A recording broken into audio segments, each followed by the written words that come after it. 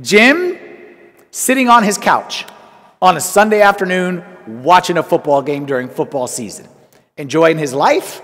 He's got Doritos on one side. He's got Bugle chips on the other side. Okay, and he's got everything on top of him that goes in this, a lot goes here, and then this goes here. He's got mustard, he's got ketchup, he got hot dogs, he just got food all over the place. In other words, he's in heaven. That's his happy place. Mess all around, watching football. And then all of a sudden, while he's watching football, door opens, mother-in-law walks in the house, looks around at Jim watching football, doesn't say a word, and starts cleaning up. Picking up some of the dirt. Wiping off some of the spill, whatever it may be. Jim, after some time, goes upstairs where his wife is, and he comes in and says, "Your mom is so annoying! Your mom is so annoying!" And Jim is angry. And Jim is upset. And the lady says, "Why? What did the mother-in-law do?" He says, "She came in while I was watching football. She gave me that look again, and she started cleaning up." And Jim is angry. Now, I'm going to finish the story in a second here, but let me just ask you a question. What's causing the problem here? What's the problem with Jim? Is the problem the mother-in-law? That's like, yes, definitely, yes, it's her fault. Okay.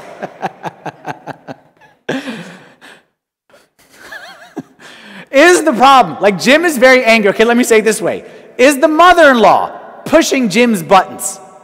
Now, all of Jim's buttons right now are pushed.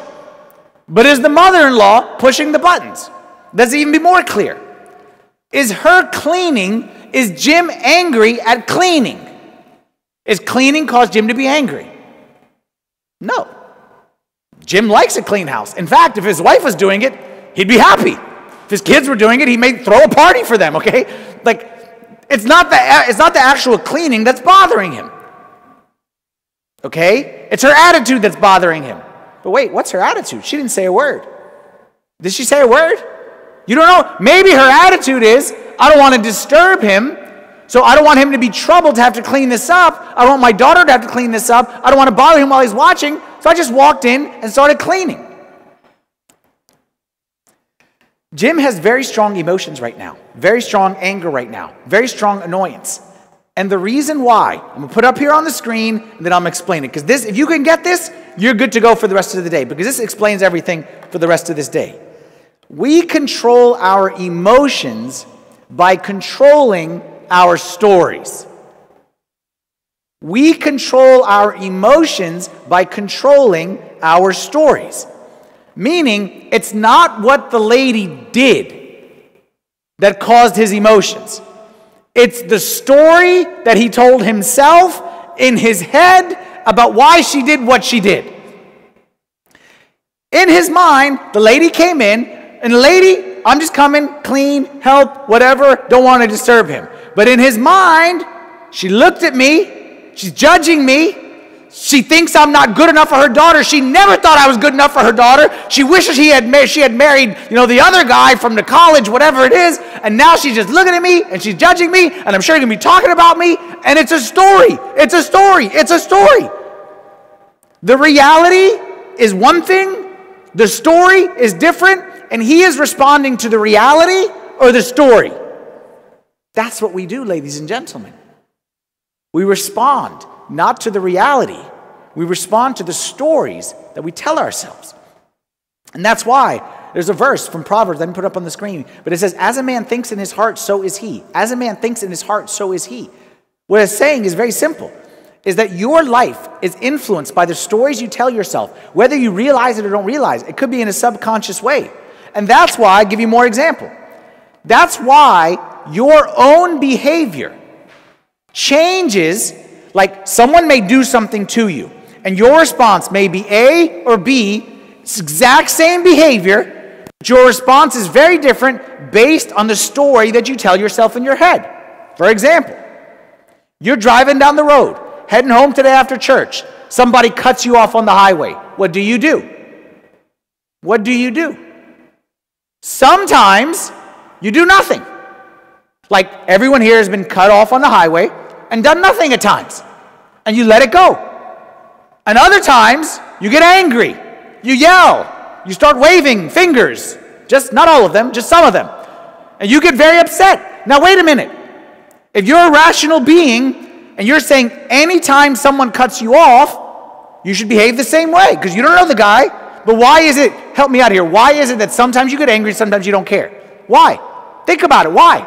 Because the story you told yourself. Sometimes you tell yourself a story, maybe he's got his pregnant wife in the back. I remember one time when I was driving and my kid was sick, I drove that way, let it go. That story, let it go. Next time, the story is that jerk thinks he's better than me because he thinks he's got a better car than the story you tell yourself, regardless of the reality. Your response is based on that story. A friend laughed at me. A spouse laughed at me. So-and-so laughed at me. I'm upset. Hurt my feelings. Okay, but wait a minute. You get upset anytime somebody laughs at you? No. You're a very lighthearted person. You love to laugh at others, laugh at yourself, comical. Like, you love to give and to take. Sense of humor is one of your best qualities. But why win that person? Because the story. Oh, they're disrespecting me. Oh, they never think I was good enough. Oh, shit, that she meant this or he meant this. The story that you tell yourself. Sometimes you are the most humble person on the planet. And you can humble yourself in front of anybody. You can, something happens, you can clean the floor, you can clean someone's shoes, you could do anything. You're that humble. But other times, somebody looks at you the wrong way, may God have mercy on their soul. Somebody rubbed you the wrong way, may God have mercy on their soul. What's the problem? Is the problem you, that you have like some kind of personality disorder, that you're Dr. Jekyll and Mr. Hyde? Or is the problem the story that you told yourself? What a story is, an action takes place, the story is what you tell yourself after the action takes place. An action happens, the story is what you tell yourself after the action. The action describes what happened, the story is the motive that you ascribe to it, the intent that you ascribe to it.